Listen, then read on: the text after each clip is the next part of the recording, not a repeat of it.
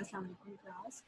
It's me Fatima Kazmi, and today we are going to discuss pyridine. As you already know, that in these two lectures we will discuss this topic in two halves. Basically, in first half we will just cover the basics, or in other words, you can say that in this lecture we will only cover simple things that is related to pyridine, like we will see its synthesis and properties, uses. These are just simple things. There are not many things to explain in these things, but then we will discuss the main questions that rises in your mind once you are going through pyridine.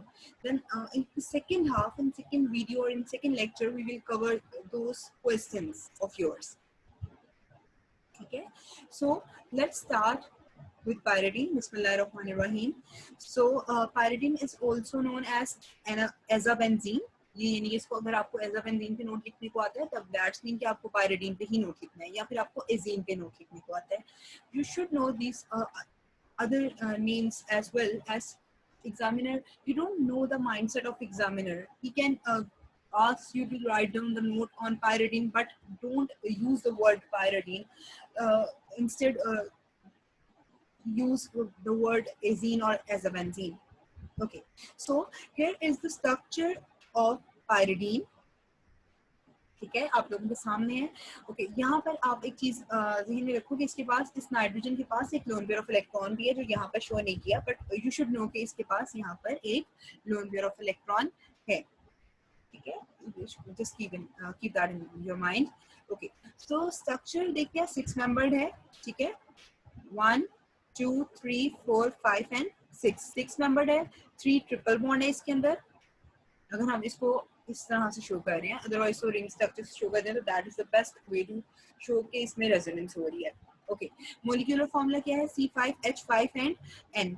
Heterocyclic aromatic compound है. Pyridine के अंदर जो nitrogen है वो इसका heteroatom है. जो इसके रिंग स्ट्रक्चर के अंदर जितने भी एटम्स हैं, यानी कि 6 कॉर्नर्स पे जितने भी एटम हैं, they all are sp2 hybridised. अच्छा, अब यहाँ पे लिखा हुआ है it is a resonance hybrid. Resonance hybrid का मतलब ये है कि इसके रेजोनेंस स्ट्रक्चर्स अगर आप देखो तो इन रेजोनेंस स्ट्रक्चर का जो एक मिक्सचर है, that is the final structure जो पायरिडीन एक्चुअली जो पायरिडीन होता है. ठीक है, तो इस चीज के लिए हम ये कह सकते हैं कि it is a resonance hybrid. Okay, अब इसके रेजोनेंस स्ट्रक्चर्स देख लेते हैं. रेजोनेंस स्ट्रक्चर्स अगर आपके सामने, हम इस वाले स्ट्रक्चर से शुरू करते हैं. ठीक है, यहाँ पर वो लोन पेयर ऑफ इलेक्ट्रॉन जो मैंने पहले शुरू में कहा था इसके पास लोन पेयर ऑफ इलेक्ट्रॉन है, वो यहाँ पर शो कर दिया गया है.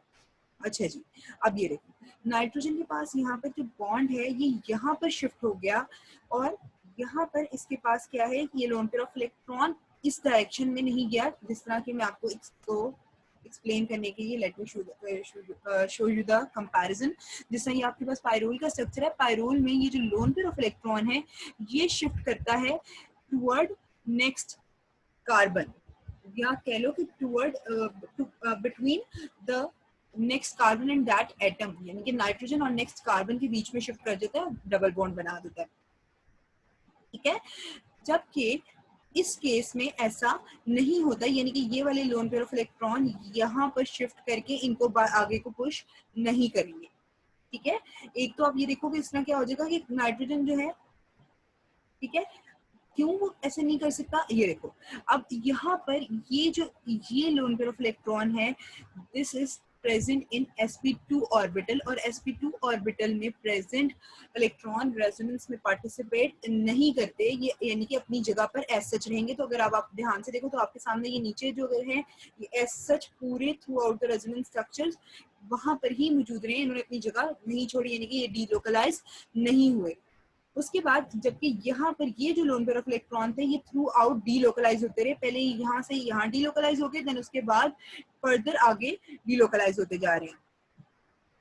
तो वहां पर जो डीलोकलाइजेशन हो रही है लोन पेयर ऑफ इलेक्ट्रॉन की, वो इसलिए हो रही है कि यहाँ पर इस नाइट्रोजन के पास जो लोन पेयर ऑफ इलेक्ट्रॉन है वो p ऑर्बिटल में है, और p ऑर्बिटल के इलेक्ट्रॉन्स जो हैं वो रेजोनेंस में पार्टिसिपेट करते हैं. ओके, सो यही से हम रेजोनेंस कर लेते हैं। सो अब क्या हुआ कि जब ये यहाँ से शिफ्ट करके इलेक्ट्रॉन्स नाइट्रोजन के पास आ गए, और एक बात और, नाइट्रोजन जो है वो इलेक्ट्रॉन विदड्रॉइंग है, इलेक्ट्रॉन विदड्रॉइंग ग्रुप है। सो इसने इलेक्ट्रॉन्स को विदड्रॉ कर लिया, तो इसके पास ये लोन पेयर ऑफ इलेक्ट्रॉन अब इसके पास आ जाएगा, इन द ये बॉन्ड शिफ्ट हो जाएगा toward this nitrogen as a form of lone pair of electron. सो अब इसके बाद जब ये लोन पेयर ऑफ इलेक्ट्रॉन एक ज्यादा हो गया, तो इसके ऊपर यानी कि in other words negative charge आ गया इस नाइट्रोजन पर। अब इस कार्बन के पास से ये इलेक्ट्रॉन्स छीने जा रहे हैं। यहाँ पर देखो, यहाँ पर ये नाइट्रोजन के साथ और कार्बन के साथ बॉन्ड बनाया था, जब ये यहाँ शिफ्ट हो गया तो कार्बन के पास से ये वाले इलेक्ट्रॉन्स चले गए, यानी कि इलेक्ट्रॉन डेफिशिएंट हो गया। तो जब भी कोई एटम इलेक्ट्रॉन डेफिशिएंट हो जाता है तो हम उसको किससे शो करते हैं? पॉजिटिव चार्ज से। यानी कि इसके ऊपर जब पॉजिटिव चार्ज है तो इट्स मीन कि यहाँ पर इस कार्बन के पास इलेक्ट्रॉन डेफिशिएंसी हो गई। अब यहाँ पर जब इलेक्ट्रॉन डेफिशिएंसी हो गई तो रेजोनेंस में हमें पता है, रेजोनेंस में स्ट्रक्चर खुद को खुद ही स्टेबलाइज करने की कोशिश करता है, ठीक है। तो इस इलेक्ट्रॉन डेफिशिएंसी को स्टेबलाइज करने के लिए इसी के अंदर, इसी स्ट्रक्चर के जो ये पी इलेक्ट्रॉन्स हैं, जो पाई इलेक्ट्रॉन्स हैं, they will shift here to fulfil या to overcome the deficiency of electron of this carbon. So once this electron will shift toward here, तो यहाँ से अब जब ये यहाँ शिफ्ट किए तो अब ये बॉन्ड इस कार्बन और इस कार्बन के पास आ गया। सो इस कार्बन के पास तो डेफिशिएंसी ना हुई क्योंकि इसके पास स्टिल वो बॉन्ड बनाने में इलेक्ट्रॉन्स इसके पास शेयर हो रहे हैं, लेकिन यहाँ पर जो ये कार्बन था इसके पास से ये शिफ्ट करके आप इन अदर वर्ड्स इधर इस तरह भी शो कर सकते हो एरो के थ्रू। जब आपने एरो के थ्रू शो किया तो यहाँ पर डेफिशिएंसी होगी, तो हम इसकी डेफिशिएंसी को शो करने के लिए इसके ऊपर डाल देंगे पॉजिटिव चार्ज। अगेन इस डेफिशिएंसी को ओवरकम करने के लिए ये वाले इलेक्ट्रॉन्स शिफ्ट कर जाएंगे यहाँ पर, ठीक है। अब यहाँ पर एक चीज ये भी है कि आप याद रखो कि ये वाले इलेक्ट्रॉन भी इधर शिफ्ट कर सकते हैं, इक्वल पॉसिबिलिटी है। ये वाले इलेक्ट्रॉन भी शिफ्ट इधर कर सकते हैं और यहाँ से ये वाले इलेक्ट्रॉन भी इधर शिफ्ट कर सकते हैं, there is a equal possibility. But अगर आप यहाँ से ये वाले शिफ्ट करते हो तो आपके पास दोबारा से स्ट्रक्चर जो है वो ये वाला बन जाएगा। जब आपके पास दोबारा से ये वाला स्ट्रक्चर बन जाएगा तो रेजोनेंस स्ट्रक्चर में आप स्ट्रक्चर रिपीट नहीं करते हो। बेसिकली ये डबल एरो हेड का मतलब ही ये है कि इससे यहाँ पे इस डायरेक्शन में भी जा सकते हो और इससे इस डायरेक्शन में भी जा सकता है, बोथ डायरेक्शंस को शो कर रहा है ये। ओके, सो अब हुआ क्या कि यहाँ पर ये जो पॉजिटिव चार्ज आ गया, इसकी डेफिशिएंसी को ओवरकम करने के लिए यहाँ से ये इलेक्ट्रॉन, जिस अब मैंने कहा इक्वल पॉसिबिलिटी है, तो जिस पॉसिबिलिटी में ये वाले इलेक्ट्रॉन यहाँ जाएंगे उस सूरत में हमारे पास ये स्ट्रक्चर दोबारा से आ जाएगा। तो यहाँ पर ये स्ट्रक्चर हमने बनाया हुआ, इसलिए हम दोबारा नहीं बनाएंगे। तो जब ये वाले, दूसरी पॉसिबिलिटी क्या है कि ये वाले इलेक्ट्रॉन शिफ्ट कर जाएंगे यहाँ पर। अब जब ये यहाँ पे शिफ्ट करेंगे तो डबल बॉन्ड आ जाएगा इस पोजीशन पे, यहाँ पे शो किया जा रहा है। अब आप देखो तो यहाँ पर जब बॉन्ड यहाँ पर शिफ्ट है, उस टाइम पर ऐसा पहले हमने कहीं कोई स्ट्रक्चर नहीं बनाया जिस पर बॉन्ड हमारा इस पोजीशन पे, देखो ये सिंगल बॉन्ड है, ये सिंगल बॉन्ड है, ये सिंगल बॉन्ड है।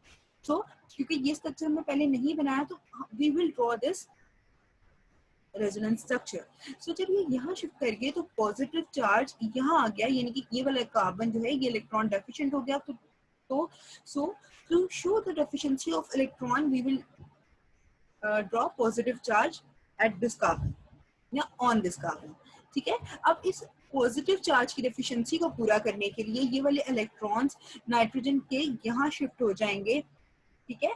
क्योंकि इलेक्ट्रॉन यहाँ पर इलेक्ट्रॉन विड्रॉ कर रहा है, लेकिन इलेक्ट्रॉन विड्रॉ करते हैं शेयर पेयर ऑफ इलेक्ट्रॉन, लेकिन नाइट्रोजन जो है वो अपने इलेक्ट्रॉन शेयर भी कर रहा है। इलेक्ट्रॉन रिच स्पीशीज ये अपने इलेक्ट्रॉन शेयर करती है, ठीक है। सो जब इसने अपने इलेक्ट्रॉन यहाँ पर शेयर किए तो यहाँ पर ये आ गया डबल बॉन्ड, और क्योंकि इसने यहाँ पर शेयर कर लिया, इसके बाद it is no longer electron rich, तो इसके ऊपर अब नेगेटिव चार्ज नहीं आएगा।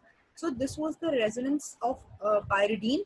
और आई होप कि अब आप से, क्योंकि ये वाइवा में अक्सर क्वेश्चन पूछ लेते हैं कि दोनों में क्यों ये वाला पाई इलेक्ट्रॉन, उसमें ये वाला जो है lone pair of electron utilise हो रहा है, इसमें ये वाला lone pair of electron utilise resonance structure में क्यों नहीं हो रहा, तो you can clearly answer it to और confidently answer it to your examiner. Okay, so let's see, resonance structure हमने कवर कर लिए। उसके बाद बात आती है फिजिकल प्रॉपर्टीज की। फिजिकल प्रॉपर्टीज में इसका जो बॉइलिंग पॉइंट है सबसे पहले देखते हैं। बॉइलिंग पॉइंट इसका 115 डिग्री सेल्सियस, 115 डिग्री सेल्सियस होता है, ठीक है। यहाँ पर एक और चीज, यहाँ पर डिग्री सेल्सियस का आपने वो डिग्री का साइन डालना है, ओके। और उसके बाद इसकी बताइए कि इसकी नेचुरल ये कहाँ पर पाया जाता है, सेकंड पॉइंट में वो बताया गया है। तो नेचुरली क्योंकि ये नेचर के अंदर कोई चीज है तो वो उसकी फिजिकल फॉर्म में हम कर रहे हैं, वो केमिकली नहीं हमने उसको सिंथेसाइज किया है, वो उसकी फिजिकल फॉर्म में उसकी एग्जिस्टेंस है। तो दैट्स व्हाई कोल tar की शक्ल में ये उसके अंदर एग्जिस्ट करता है, that's why it will come under the property of physical property. as well as when once we will use any method to extract that pyridine from this coal tar, then by using that method we can put this point in a synthesis or in preparation. So here हम लोगों ने simple इसका बताना है कि ये कोल physical properties में हमने सिंपल मेंशन करना है, सिंपल बताना है कि कोल tar के अंदर ये प्रेजेंट होता है, लेकिन कितने परसेंट है ये भी बता दिया है कि कोल tar है उसका सिर्फ 0.1% जो है वो पायरिडीन पे कंसिस्ट करता है, as well as it is present in या it is found in bone oil. ठीक है, इसकी स्मेल जो है वो डिसएग्रीएबल होती है, यानी कि इसकी स्मेल जो होती है वो अच्छी नहीं लगती, चुभने वाली स्मेल होती है, यानी कि चुभने वाली के लिए तो पंजन का वर्ड यूज करते हैं, इन अदर वर्ड्स के अच्छी स्मेल नहीं है इसकी। ओके, अच्छी स्मेल ना होने में उसने स्पेसिफाई, पंजन में स्पेसिफाई करती है चुभने वाली स्मेल है। अब चुभने वाली स्मेल का मतलब ये है कि वो आपको आपके जो नोज के अंदर रिसेप्टर्स हैं उनको वो एक इरिटेशन वाली फीलिंग देगी, जबकि अगर एक हम लोग कहते हैं रोटन एग की स्मेल है या जो पूरा क्रिकेट से स्मेल आती है वो पंजन नहीं होती, लेकिन वो अच्छी भी नहीं होती, वो फाउल स्मेल होती है। तो सो वो भी दोनों स्मेल डिसएग्रीएबल है, यहाँ पर उसने स्पेसिफिकली मेंशन नहीं किया, सिंपल उसने बता दिया कि डिसएग्रीएबल स्मेल है इसकी, यानी कि स्मेल आपको इसकी जब अगर आप इसको स्मेल करते हो तो वो आपको अच्छी नहीं लगेगी। ओके, वाटर के साथ जो है ये मिजिबल है, ये पहला है आपका हेट्रोसाइक्लिक कंपाउंड जो वाटर के साथ सॉल्युबिलिटी शो कर रहा है। कीप इट इन माइंड कि पायरिडीन आपने पढ़ा, अभी तक जितने भी बाकी पढ़े थे वो वाटर के अंदर इनसॉल्युबल थे। It is the first heterocyclic compound you are going to read that is soluble in water. उसके बाद बेसिक लिक्विड है, ठीक है, बेसिक लिक्विड है मतलब बेसिक लिक्विड का मतलब है कि ये बेस है, बेसिक इन नेचर है। ओके, अब यहाँ पर इसके बाद हम लोग देख लेते हैं बेसिक इन नेचर को, यहाँ तो पहले देख लेते हैं। Okay, let's see the basic nature of pyridine. Basic nature का मतलब है कि एनी बेसिक स्पीशी क्या है, any species that wants to share it electron with Lewis base, Lewis acid, sorry, Lewis acid, it can be proton or any other Lewis acid। ठीक है, सो अब यहाँ पर दोबारा से बेसिकली ये स्लाइड मैंने रेजोनेंस को शो करने के लिए नहीं बल्कि आपको बेसिसिटी को शो करने के लिए बना के रखी थी, इस लेक्चर के अंदर शामिल की थी। यहाँ पर ये आप ये लोन पेयर ऑफ इलेक्ट्रॉन देखो, इसके पास भी लोन पेयर ऑफ इलेक्ट्रॉन है, इसके पास भी लोन पेयर ऑफ इलेक्ट्रॉन है। Now I am gonna give you a few seconds to think that which one is more basic in these two structures. Either pyrrole is more basic or pyridine is more basic in comparison. Okay, and if your answer is okay, I'm gonna give you a 2 to 3 seconds, think about it. Or if you know the answer, if you think that you know the answer, then think about the reason. आपको क्यों लगता है जो आपको answer है, अगर आपका answer A है तो वो क्यों है? ठीक है, I'm gonna give you the answer, but I want you to अपने जहन पे थोड़ा जोर डालो आप लोग, ताकि आप लोगों को चीजें अगर पुरानी आप लोग ने समझी हैं, अगर आपको बेसिक समझ आए अभी तक, तो इससे आपको पता चलेगा आपके आंसर के थ्रू, जब आपको जो आंसर जहन में आता है और जो आंसर मैं आपको बताती हूँ तो उसके थ्रू आपको पता चलेगा कि आपके कॉन्सेप्ट पीछे से कितने क्लियर हैं।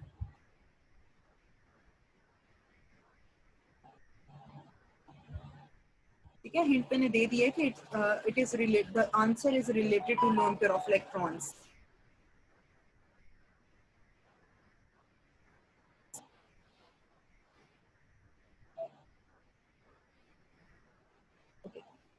इनफ टाइम, और अगर अभी भी आपको लगता है कि आपको और टाइम चाहिए तो प्लीज पॉज द वीडियो, अपनी वीडियो को स्टॉप करो और स्टॉप करने के बाद take as much time as you want ताकि ये चीज़ बहुत ज़रूरी है। आप लोगों को ना खुद को खुद टेस्ट करना चाहिए। हम अपने आप को जितना बड़ा हम खुद अपने आप को सिखाते हैं, ये खुद को खुद जज करते हैं, आई डोंट थिंक सो कि कोई भी हमें उतना अच्छा हमारी नॉलेज को या किसी भी लिहाज से लाइफ में हमें जज कर सकता है। हम अपने खुद सबसे बड़े जज होते हैं। सो आप लोग पॉज करो वीडियो को, उसके बाद अगर आपको टाइम चाहिए, आपको आधा घंटा लगता है सोचने में, आप लो। उसके बाद जब आपके ज़हन में जो भी आंसर आता है, ज़रूरी नहीं है चीज़ें ठीक हों, इससे आपको पता चलेगा। अगर आपका आंसर ठीक नहीं है, फिर आप आंसर को कंपेयर करते हो, ठीक है, तो आप को बस आपको पता चल जाएगा कि आपको कितने कॉन्सेप्ट क्लियर थे पीछे। Okay, I am gonna give you the answer. यहाँ पर अगर आप इसका लोन पेयर ऑफ इलेक्ट्रॉन देखो, तो ये लोन पेयर ऑफ इलेक्ट्रॉन लगातार डीलोकलाइज हो रहा है, यानी ये लगातार ये एक से दूसरे के पास जंप कर रहे हैं, शिफ्ट कर रहे हैं। यानी कि ये किसी एक के पास, इस नाइट्रोजन के पास ये loan pair of electron stop नहीं हो रहा कि ये किसी लुईस एसिड के साथ इसको शेयर कर सके। शेयर करने के लिए पहले आपके अपने पास कुछ होना चाहिए, तभी आप किसी और के साथ शेयर कर सकते हो, ठीक है। तो इसके पास लोन पेयर ऑफ इलेक्ट्रॉन होगा ही नहीं, इसके पास ठहरेगा ही नहीं इतनी देर के लिए कि ये किसी के साथ इसको शेयर कर सके। while in this case, जैसे कि मैंने आपको कहा था कि loan pair of electron through out the resonance structures इस नाइट्रोजन के पास रहता है, तो जब इसके पास ये है, ये इलेक्ट्रॉन रिच है इस केस में, और वो इसके पास रहते भी हैं ये लोन पेयर ऑफ इलेक्ट्रॉन, तो यहाँ पर ये इलेक्ट्रॉन शेयर करने की एबिलिटी रखता है with Lewis acid. So this is basic in nature. I hope कि आंसर जो था वो क्लियर हो गया। वो सिंपल सा आंसर था, अगर आपके कॉन्सेप्ट अभी तक लोन पेयर ऑफ इलेक्ट्रॉन से और रेजोनेंस से के मुतालिक क्लियर हो चुके हैं तो ओके जी। हम लोग वापस चले जाते हैं केमिकल प्रॉपर्टीज पे। केमिकल प्रॉपर्टीज में इसके अंदर 3 तरह के रिएक्शन होते हैं। ये सॉल्ट फॉर्मेशन करता है, ठीक है, इलेक्ट्रोफिलिक सब्स्टिट्यूशन रिएक्शन देता है और न्यूक्लियोफिलिक सब्स्टिट्यूशन रिएक्शन देता है। जिस तरह आपने देखा कि वाटर के अंदर ये पहला हेट्रोसाइक्लिक कंपाउंड है जो सॉल्युबल है, उसी तरह ये पहला हेट्रोसाइक्लिक कंपाउंड है जो हम स्टडी करेंगे, जो कि न्यूक्लियोफिलिक सब्स्टिट्यूशन रिएक्शन देता है, ठीक है। और इंशाल्लाह इन और सेकंड लेक्चर और in other words in our second video lecture, I'm gonna cover, or we are gonna cover, the nucleophilic substitution reaction inshallah. Okay, so first we will see electrophilic substitution reaction, क्योंकि हम पहले भी study कर चुके हैं बहुत दफा, तो ये इजी होगा, इसलिए हम स्टार्ट ही इलेक्ट्रोफिलिक सब्स्टिट्यूशन रिएक्शन से करते हैं। पोजीशन 3 पर देता है इलेक्ट्रोफिलिक सब्स्टिट्यूशन रिएक्शन। ये कौन कौन सी रिएक्शन देता है इलेक्ट्रोफिलिक सब्स्टिट्यूशन रिएक्शन में, ये भी आपको पता होना चाहिए, क्योंकि देखो आपने नोट किया, मैं हर दफा आपको मैकेनिज्म नहीं बताती इलेक्ट्रोफिलिक सब्स्टिट्यूशन रिएक्शन का, बट कौन कौन सी रिएक्शन देता है ये मैं आपको लाजमी मेंशन करती हूँ, उसकी एक रीजन है। पहले देख लेते हैं कि कौन सा देता है, फिर मैं आपको रीजन बताती हूँ। सल्फोनेशन देता है, ब्रोमिनेशन देता है एंड नाइट्रेशन देता है। सल्फोनेशन के केस में जो प्रोडक्ट बनता है, यानी कि जब पायरिडीन की सल्फोनेशन होगी तो the product we will get is pyridine 3 sulfonic acid. While in case of bromination, when the bromination of pyridine will occur, the product we obtain, or in other words, the product we will get is 3-bromopyridine. Lastly, nitration. Nitration जब होगी तो उस case में, यानी कि जब NO2 nitro group की addition होगी इन पायरिडीन, तो उस टाइम पर जो प्रोडक्ट हमें मिलेगा उसका नाम है 3-नाइट्रोपायरिडीन। These 3 type of electrophilic substitution reaction will occur in pyridine. But अगर आप अब पीछे जाके थोड़ा याद करो तो बाकी में हम लोगों ने फेडरल क्राफ्ट एसाइलेशन या फेडरल क्राफ्ट रिएक्शन भी फेडरल क्राफ्ट रिएक्शन इसलिए मैंने कह दिया कि उसके अंदर फेडरल क्राफ्ट एसाइलेशन भी आ जाता है, उसके अंदर फेडरल क्राफ्ट एल्काइलेशन भी आ जाता है। सो फेडरल क्राफ्ट रिएक्शन हमने देखे थे कि वो देते हैं पिछले वाले हेट्रोसाइक्लिक कंपाउंड। इसके अंदर फेडरल क्राफ्ट एसाइलेशन या फेडरल क्राफ्ट एल्काइलेशन मेंशन नहीं है। उसकी रीजन है इसलिए कि ये जो पायरिडीन है, it does not, I repeat, it does not give federal craft reaction. उसकी रीजन हम देखेंगे, उसकी रीजन जो है वो थोड़ा एक्सप्लेन करने में आ जाती है। सो हम लोग, जैसे मैंने कहा कि हम जो एक्सप्लेनेशन, जो जिनको प्रॉपर एक्सप्लेनेशन रिक्वायर है, वो हम सेकंड वीडियो में देखेंगे।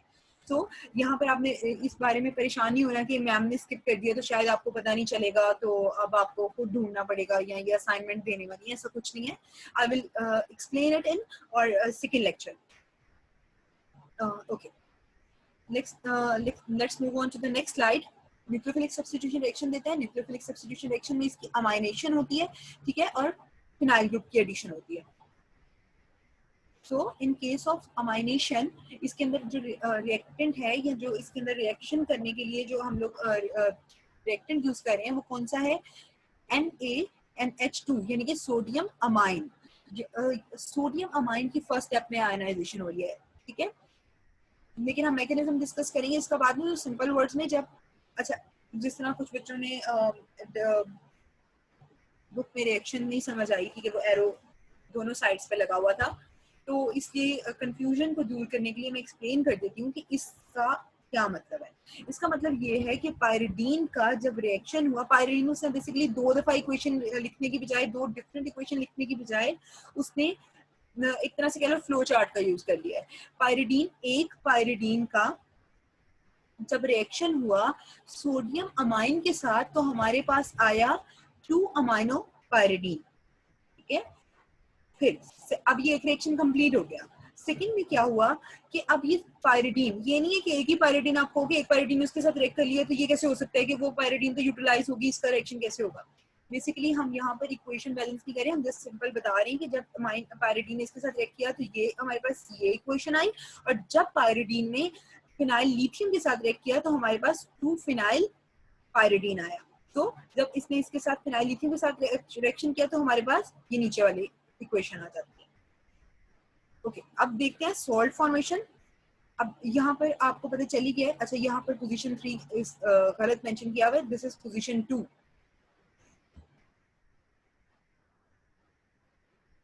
मैंने करेक्शन भी कर दी है।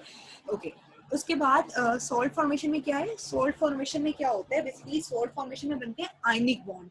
आयनिक बॉन्ड है, कोवलेंट बॉन्ड नहीं बनते इसमें। सो यहाँ पर ये प्रोटॉन और ये क्लोराइड, ये दोनों आयंस जो हैं, ठीक है, ये आयन फॉर्मेशन होगी। उसके बाद आपको पता है, जैसे मैंने पहले कहा कि यहाँ पर जो अगर आप वहां पर अगर आपको फॉर एग्जांपल सिर्फ प्रॉपर्टीज आती हैं, सिंथेसिस नहीं आती, और आप फिजिकल प्रॉपर्टीज के अंदर जब लिखते हो कि it is basic in nature, तो वो करने के बाद अगर आप ये इक्वेशन साथ देते हो तो आपने इसको इक्वेशन के थ्रू प्रूव कर दिया कि पायरिडीन क्या है, बेसिक इन नेचर।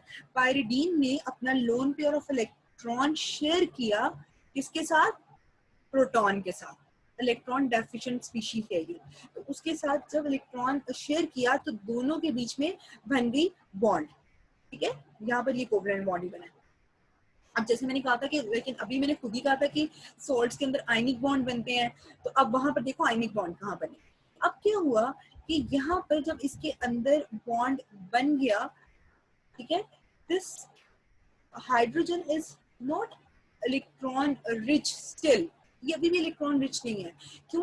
क्योंकि आपको पता है कि ये जो नाइट्रोजन है ये इलेक्ट्रॉन विड्रॉइंग है। जब ये इलेक्ट्रॉन विड्रॉइंग है तो इसके ऊपर इलेक्ट्रॉन डेंसिटी कम हो जाएगी। जब इसके ऊपर इलेक्ट्रॉन डेंसिटी कम हो जाएगी तो एक तरह से दोनों के दरमियान, इसके दरमियान और इसके दरमियान एक फोर्स ऑफ अट्रैक्शन आ जाएगा, यानी कि चार्जेस के दरमियान फोर्स ऑफ अट्रैक्शन आ जाएगा, ठीक है।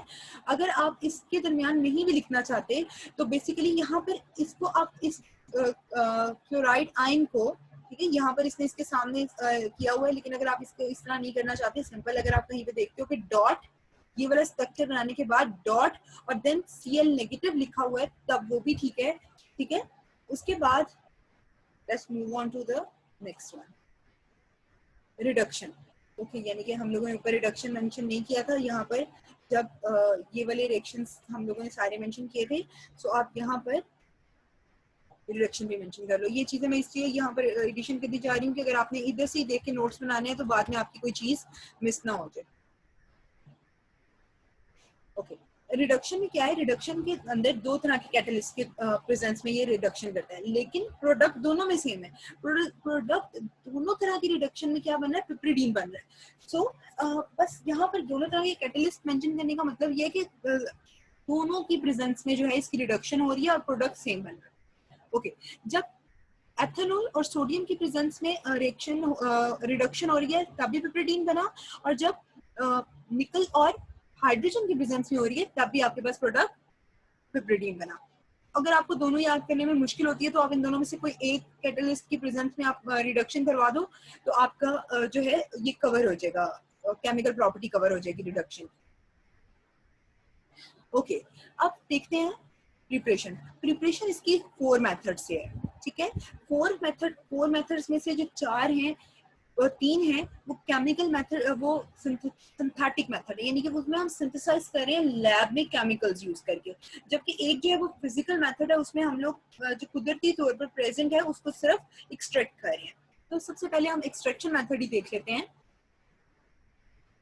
ठीक है। एक्सट्रैक्ट करने का मतलब होता है कि हमने किसी चीज से उसको निकाल लिया। तो कोल टार का, जिसने मैंने शुरू में बताया था, उसका सिर्फ 0.1% हिस्सा है ये, तो हमने उसको उसमें से निकाल लिया। वो कैसे निकालते हैं वो मेथड देख लेते हैं। होता क्या है कि सबसे पहले हमने कोल टार लिया और उसका ना हमने सल्फ्यूरिक एसिड के साथ रिएक्शन करवा दिया। जब हमने सल्फ्यूरिक एसिड के साथ उसका रिएक्शन करवाया तो सल्फ्यूरिक एसिड के अंदर, ठीक है, जो सल्फेट आयंस हैं उसका रिएक्शन जो है वो होगा पायरिडीन के साथ, और बहुत से और जो भी कोल्टा के अंदर ऐसे केमिकल्स हैं जो सल्फेट के साथ रिएक्ट कर कर सल्फेट आयन के साथ रिएक्ट कर कर सल्फेट सॉल्ट्स बना सकते हैं। सो यहाँ पर ये मैंने कॉर्नर में मेंशन किया है कि जब कोल्टा और सल्फ्यूरिक एसिड का रिएक्शन होगा तो हमारे पास सल्फेट आयंस या सल्फेट सॉल्ट्स बन जाएंगे। अब यहाँ पर एक चीज आपने ध्यान में रखनी है कि सारी की अगर कोल्टार के अंदर लेट सपोज 100 कंपोनेंट्स हैं, तो जरूरी नहीं है कि 100 के 100 कंपोनेंट्स इसके साथ रिएक्ट कर कर सल्फेट आयंस या सल्फेट सॉल्ट्स बना दें, ठीक है। सो अब जो बनाएंगे इसके साथ सल्फेट आयन या सल्फेट सॉल्ट्स, इसका मतलब है वो चले गए आपके एसिड के अंदर। अब बेसिकली इन अदर वर्ड्स कि आपके कंपोनेंट्स जो कोलदार में है उनमें से कुछ जो हैं वो चले गए एसिड लेयर में और कुछ जो है वो चले गए बेसिक लेयर में कह लो, ठीक है। तो हुआ क्या कि जब कंपोनेंट सल्फेट आयन की फॉर्म में चले गए तो उसका मतलब है कि उन्होंने सल्फ्यूरिक एसिड के साथ रिएक्ट कर लिया, वो उसमें चले गए। और जो जिन्होंने सल्फ्यूरिक एसिड के साथ रिएक्ट नहीं किया उन्होंने एसिड के साथ जो है रिएक्ट करके किसी किस्म का सॉल्ट नहीं बनाया, वो दूसरी लेयर में चले जाएंगे। तो 2 लेयर्स बन गई हमारे पास, ठीक है। जब 2 लेयर्स बन गई तो उन 2 लेयर्स में से हमारी जो हमें लेयर चाहिए ना वो एसिडिक लेयर चाहिए। हमारी पायरिडीन है ना वो एसिडिक लेयर में चली गई। तो हमने एसिडिक लेयर को सेपरेट करने के लिए उसका रिएक्शन सेपरेट आउट किया उसको, ठीक है। हम उसको सेपरेट कैसे कर सकते हैं, अब यहाँ पर ये क्वेश्चन आता है, तो उसके लिए हम सेपरेट फनल यूज कर सकते हैं। सेपरेट फनल के बारे में आप सबको पता ही होगा, एफएससी में इसके बारे में प्रैक्टिकल भी था, ठीक है। तो अगर नहीं पता तो आप लोग सेपरेटिंग फनल के बारे में उसको निकाल कर उसकी पिक्चर गूगल कर सकते हो, उसकी गूगल पे पिक्चर देख सकते हो। फिर उसका अगर आप में से जिनको नहीं पता तो उनका जो उसका मेथड ऑफ वर्किंग है वो मैं इंशाल्लाह आपके साथ डिस्कस कर लूंगी जब आपकी ऑनलाइन क्लास होगी। ओके, सो एसिडिक लेयर को हमने सेपरेटिंग फनल के थ्रू सेपरेट कर लिया और उसके बाद उसका हमने रिएक्शन करवाया NaOH के साथ। जब हमने इसका NaOH के साथ रिएक्शन करवाया तो हमारे पास जो अब जब रिएक्शन हो गया ना दोनों का, तो हमारे पास जो अब मटेरियल आएगा उसका डार्क कलर होगा। वो उसका मतलब कलर चेंज हो गया, ऑन रिएक्शन जो कलर है वो चेंज हो गया। अब जब कलर चेंज हो गया तो अब आपके पास यानी कि रिएक्शन हो गया है। कलर चेंज होने का मतलब है कि वहां पर रिएक्शन हो चुका है। जब रिएक्शन हो चुका है उस डार्क कलर की जो मटेरियल है उसको हम लेंगे और उसकी फ्रैक्शन डिस्टिलेशन करेंगे। फ्रैक्शन डिस्टिलेशन यहाँ पर क्यों करें, क्योंकि हमारे पास जैसे मैंने पहले कहा कि जो एसिडिक लेयर थी उसमें सिर्फ पायरिडीन नहीं आई है, उसमें हर वो कंपोनेंट जिसने सल्फेट आयंस के साथ रिएक्शन किया है और रिएक्शन करके सॉल्ट बनाया है वो सारी की सारी एसिडिक लेयर में होंगे। तो उनमें से फर्दर हमने पायरिडीन ऑब्टेन करनी है तो हम फ्रैक्शन डिस्टिलेशन करवा रहे हैं। ओके, आई होप सो कि यहाँ तक चीजें क्लियर हो गई हैं। उसके बाद नेक्स्ट पे चलते हैं। नेक्स्ट में सेकेंड मेथड में क्या होता है, एक्रोलीन का रिएक्शन करवाते हैं अमोनिया के साथ। जब एक्रोलीन और अमोनिया का रिएक्शन करवाया तो हमारे पास हमें ऑब्टेन होगी मिथाइल पायरिडीन, ठीक है। मिथाइल पायरिडीन जो है उसका रिएक्शन जब करवाएंगे, मिथाइल पायरिडीन की जब ऑक्सीडेशन करवाएंगे तो अब यहाँ पर मैं आपको सिंपल वर्ड्स में पहले बता देती हूँ, ठीक है। जो जब भी मिथाइल ग्रुप की ऑक्सीडेशन होना तो पॉसिबिलिटी है कि आइदर हमारे पास अल्कोहल बन जाए, आइदर हमारे पास एल्डिहाइड बन जाए, आइदर हमारे पास कार्बोक्सिलिक एसिड बन जाए। इट ऑल डिपेंड्स अपॉन कि कैटलिस्ट कौन सा यूज कर रहे हैं, ठीक है। मोस्टली अगर पर मैग्नेट यानी कि कोई ऐसा कैटलिस्ट यूज कर रहे हैं जिसका हिस्सा जिस तरह MnO4 हो, जिसमें KMnO4 है, ठीक है, तो उसमें जो MnO4 है दैट इज परमैग्नेट, तो वो हमेशा कार्बोक्सिलिक एसिड ही देता है उसके, यानी कि मिथाइल की ऑक्सीडेशन अगर in the presence of potassium permanganate हो रही है तो it will always give carboxylic acid as a result of oxidation of methyl group. लेकिन यहाँ पर उसने जो कैटलिस्ट यूज किया है Kr2Cr2O7, इसको ये कहलाता है पोटाशियम, जहन से निकल गया मेरे नाम, मैं आपको ये कंफर्म कर देती हूँ, मेरे जहन में था बस सडनली निकल गया, ठीक है। इसकी प्रेजेंस में जब ऑक्सीडेशन हुई तब भी उसने क्या किया, मिथाइल को मिथाइल ग्रुप की ऑक्सीडेशन पे उसको कन्वर्ट कर दिया इन कार्बोक्सिलिक एसिड ग्रुप। ओके उसके बाद अब यानी कि यहाँ पर हमने मिथाइल की जगह क्या लिख दिया, ये देखो मिथाइल था, मिथाइल कन्वर्ट हो गया कार्बोक्सिलिक एसिड ग्रुप में। उसका जब हम लोगों ने इस, अब ये हमारे पास जो ये कंपाउंड आ गया, इसका हमने रिएक्शन करवाना है CaO के साथ। जब हमने इसके साथ इसका रिएक्शन करवाया तो इसमें से कार्बन डाइऑक्साइड रिलीज हो जाएगी, यहाँ से कार्बन डाइऑक्साइड रिलीज हो जाएगी, और यहाँ से जो बॉन्ड, ये बॉन्ड ब्रेक हो गया ना, तो यहाँ पर जो शॉर्टेज होगी ना, तो ये हाइड्रोजन आकर वहां पर अटैच हो जाएगा और उसकी वैलेंसी वहां पर पूरी कर देगा। अच्छा, अब KrCr2O7 को कहते हैं पोटेशियम डाइक्रोमेट, ठीक है। सो ये मैंने इसलिए बताया कि आप लोगों को पता होना चाहिए कि आप जो कैटलिस्ट यूज कर रहे हो उसका क्या नाम है, और स्पेशली अगर नाम किसी का कोई ऐसा कंपाउंड है जिसका नाम नहीं अवेलेबल, तो चलो उसमें तो अगर आपको नहीं भी पता तो इट्स ओके, चलता है, लेकिन अगर उसका नाम अवेलेबल है तो फिर आपको उसका नाम आना चाहिए। अच्छा, नेक्स्ट वाले मेथड पे चलते हैं। इसमें ये सिंपल है, जस्ट पहले उसके अंदर उस एक्रोलीन और अमोनिया रिएक्शन किया तो हमारे पास जो है वो मिथाइल पायरिडीन बन गया, यानी कि पायरिडीन हमारे पास आ चुके हैं। अब सिंपल जो सब्स्टिट्यूट मिथाइल लगा हुआ उसको रिप्लेस करना है, तो उसको हम सिंपल ऐसे रिप्लेस नहीं कर सकते हैं, तो उसकी रिप्लेसमेंट के लिए हम लोगों ने उसकी ऑक्सीडेशन करवाई, वो कन्वर्ट हो गया कार्बोक्सिलिक एसिड में। फिर उसका हम लोगों ने रिएक्शन, इस पूरे कंपाउंड का हम लोगों ने रिएक्शन करवाया calcium oxide CO calcium oxide के साथ, तो कार्बन डाइऑक्साइड रिलीज हो जाएगी और हमारे पास पायरिडीन आ जाएगा। Okay, let's see the third method. Third method में इथाइन के टू मॉलिक्यूल्स जब अमोनिया के साथ रिएक्ट करते हैं इन द प्रेजेंस ऑफ CH2, यानी कि CH2 के साथ दो ग्रुप्स अटैच हैं OCH3 के, ठीक है। आप यानी कि इसको कैसे लिख सकते हो कि CH3 लिखा, उसके एक साइड पर OCH3 लिख दिया ऊपर की तरफ, और एक बॉन्ड के थ्रू नीचे की तरफ को OCH3 लिख दिया। इसका नाम है डाइमिथाइल एसीटॉल, डाइमिथाइल एसीटॉल। रिएक्शन किसकी प्रेजेंस में हो रहा है, इन the presence of alumina. Alumina क्या फॉर्मूला क्या होता है, Al2O3 इन द, और रिक्वायरमेंट इसकी है 500 डिग्री सेल्सियस टेम्परेचर रिक्वायर है, यानी कि ना सिर्फ हमें कैटलिस्ट रिक्वायर है बल्कि टेम्परेचर भी रिक्वायर है, ताकि बॉन्ड, देखो पहले बॉन्ड ब्रेकेज होंगी फिर बॉन्ड फॉर्मेशन होंगी, तो उसके बॉन्ड ब्रेकेज जो हो रही है उसके लिए हमें क्या रिक्वायर है, हीट। सो जब ये आपस में रिएक्शन करते हैं तो हमारे पास क्या आ जाता है, पायरिडीन।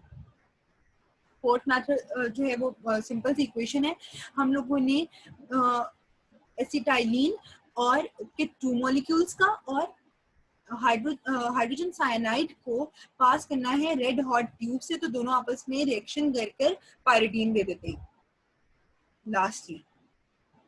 लास्ट में हम देखते हैं यूजेस, ठीक है। यूजेस आपको भी पता चल ही चुका है कि हम लोग फार्मास्यूटिकल बेसिस पे इसके यूजेस देखते हैं, या फिर हम लोग देखते हैं कि ऐसे एजेंट्स ये बनाता हो जो हमारे केमिकली यूज कर सकते हो, तो इसका ये भी फार्मास्यूटिकल इंडस्ट्री में इसके यूजेस हैं।